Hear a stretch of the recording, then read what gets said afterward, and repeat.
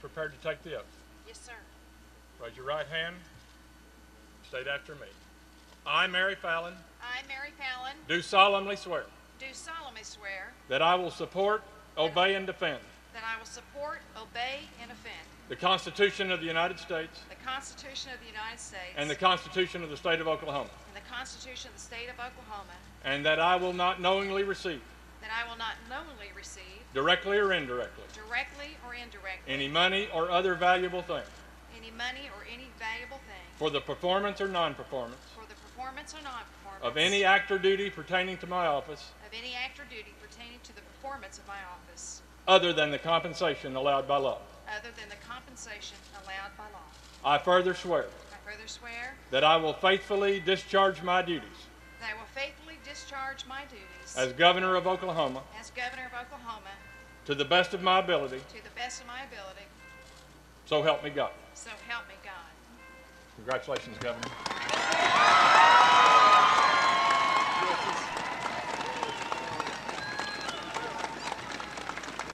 It is now my great privilege to introduce the Honorable Mary Copeland Fallin, the 27th Governor of the State of Oklahoma.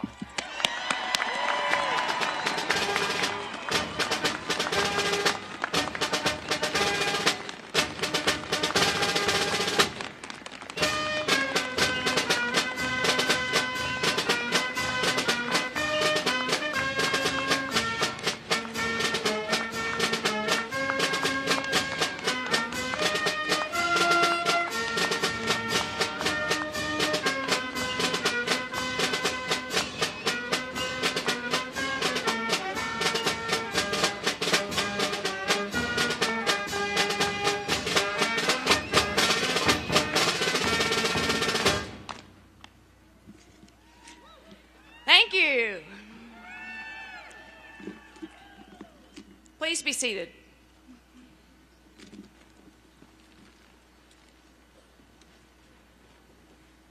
Governor Brad Henry, Lieutenant Governor Lamb, Chief Justice Stephen Taylor, and members of the court, constitutional officers, Senate Pro Tem Beeman, Speaker of the House Still, honorable members of both the House and the Senate and other elected officials, distinguished guests, and the wonderful citizens of the great state of Oklahoma. I stand before you today humbled by this deep honor and privilege to serve as your governor of the state of Oklahoma.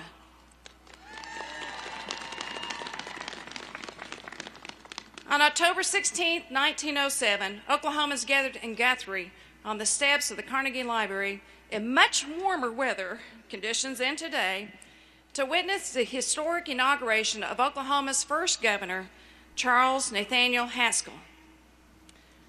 For the 27th time in our state's remarkable history, Oklahomans have gathered once again to witness the orderly transfer of governmental authority and to participate in history.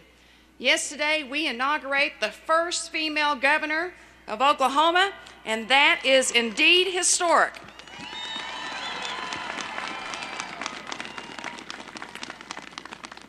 But just like the first 26 governors of Oklahoma, I am foremost an Oklahoman who respects, who embraces, and who celebrates the conservative values, the presence of divine guidance, the blessings of freedom, the privilege of self-government, and the power of the people.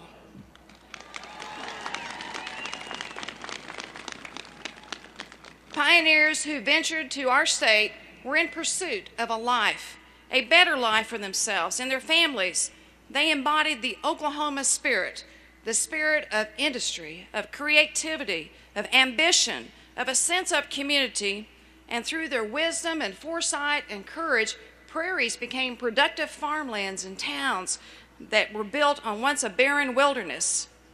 Our state has always been blessed with an abundance of natural resources, but our people are truly our greatest natural resource. It's our people, the Oklahoma spirit, that transformed an empty frontier into a bountiful state. Our history brims with that infectious spirit of optimism. Yes, we've been confronted with some difficult times, with the injustices, with various dust bowls and oil busts and a Great Depression, a bombing, and now a Great Recession. But Oklahoma has always emerged a stronger, better state because of the tenacity, the resiliency of our people. The most treasured words in our nation's Constitution are the first three words, we the people. And for those of us who are elected to public office, absolutely, for those of us who are elected to public office, we must never lose sight of that indisputable fact that we serve at the pleasure of the people and for the benefit of the people.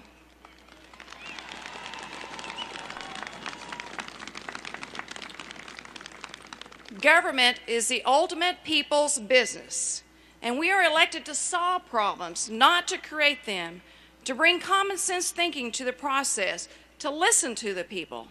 And we have not only the responsibility, but the obligation to keep the people informed. We report to the people, and Oklahomans shall and will hold us accountable, as indeed they should. While many in Washington have forgotten these truths, I can assure you that your governor will live this truth every day that I am blessed to occupy this office.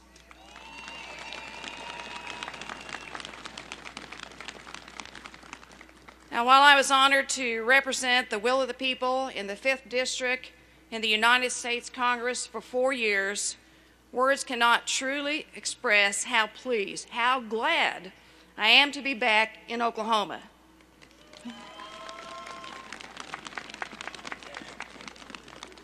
I could not agree more with the famous words of Dorothy, one of my favorite movies of the past, in the movie Wizard of Oz, when she impassionedly declared, "There is no place like home."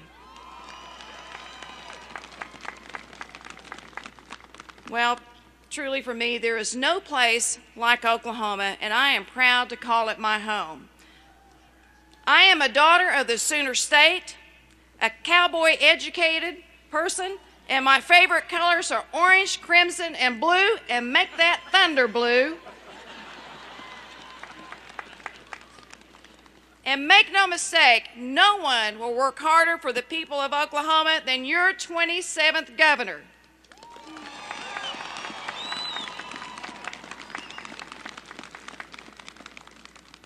Now, as the new governor of Oklahoma, allow me to take a moment to express my appreciation on behalf of the people of Oklahoma to Brad and Kim Henry for their 8 years of wonderful service to the state of Oklahoma.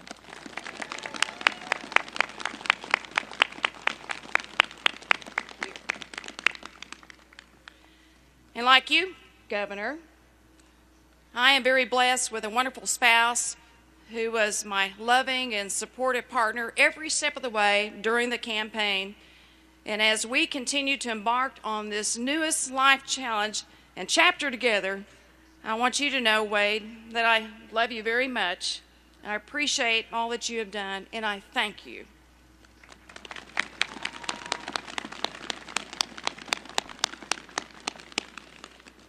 And let me also say thank you to our children that you saw that delivered our Pledge of Allegiance. To each of you children, I'm very proud of you.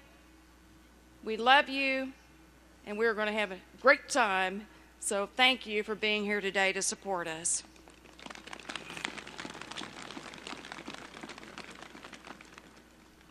Now, as we move into the second decade of the 21st century, we find ourselves once again confronting new issues and challenges, yet also discovering new opportunities.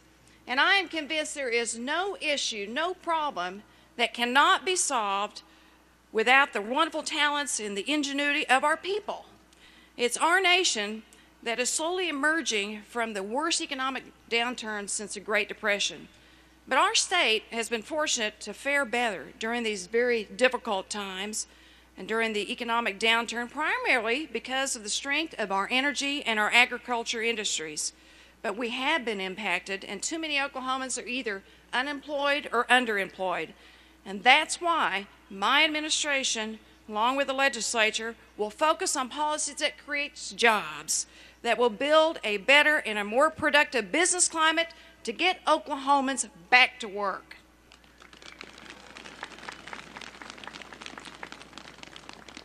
It is crystal clear in my mind, from my experience as a public official, that we do not need more government. What we need is better government and a more efficient, effective governmental services that we deliver to our people. Our state is now confronting yet another challenging budget year, but with these challenges also comes an opportunity to seriously examine how we conduct the people's business. It's time to ask those probing questions, the why questions. Why have we done it like this for many years? And why can't we consider another approach, a new approach, a modern approach? And yes, we must be courageous and willing to move forward each time we find a better way, a better solution to benefit the people of Oklahoma. We will undertake new methods, and we will constantly strive to improve what we do and how we do it, and there will be no misunderstanding that we will act because the status quo in Oklahoma is unacceptable.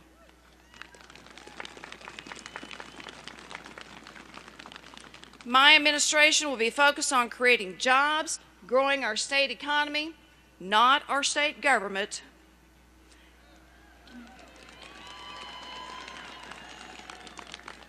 And as your governor, I can assure you that I will work with our leaders in the Senate and the House to pursue common sense policies and programs capable of delivering greater efficiency and higher value to our citizens. And I look forward to working with our Senate Pro Tem, Brian Bingman, and also our Speaker, Chris Steele, our Senate Minority Leader, Andrew Rice, our House Minority Leader, Scott Inman, and the members of our legislature to put forward a pro-jobs, pro-growth, pro-agenda that will build squarely on my vision to build a stronger, more vibrant economy for the state of Oklahoma.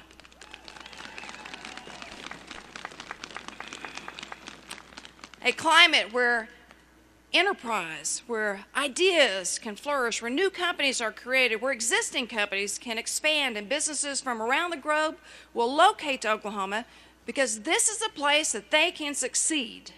And indeed, in Oklahoma, what we need are more jobs, not more taxes. And let me add, more private sector jobs. We must make certain that Oklahoma's business climate can attract new capital, new investment, which will produce new jobs and retain existing jobs. And while we want Oklahoma companies to locate in Oklahoma, we also want Oklahoma companies to grow. And for them to grow, we must make improvements in our regulatory environment, in tort reform, and in our workers' compensation system so that employers can create more jobs rather than dealing with the red tape, the government bureaucracy.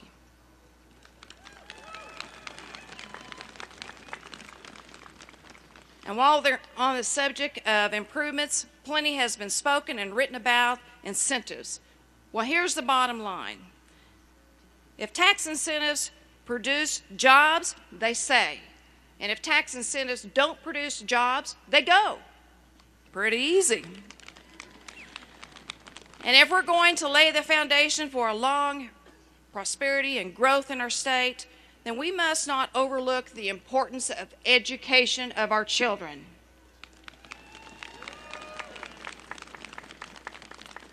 We must do a better job in Oklahoma because too many children are dropping out of school. Too many students are ill prepared. And too much money is spent on administration, and not enough money is going to educating our students in the classroom.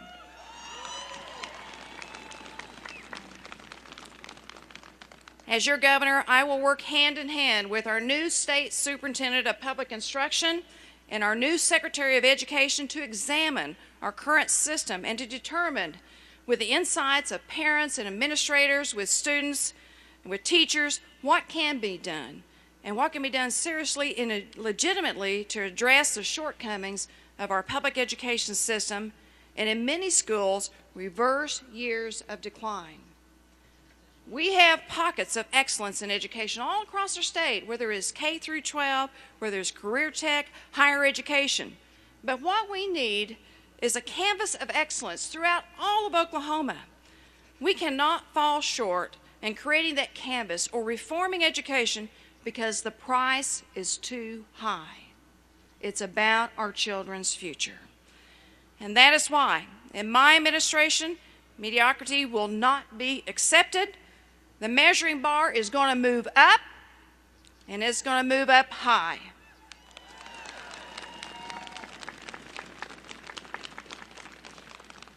As today's ceremony comes to an end, as a person of faith, I would like to ask for the help and the guidance of my Heavenly Father. And I pray for wisdom, discernment, strength for those of us chosen by the good people of Oklahoma to lead this great state as we legislate and as we administer. And I'm also going to continue to draw upon the wisdom that I've received and been blessed with from countless Oklahomans across our state. Thank you for being here. God bless you, and God bless Oklahoma.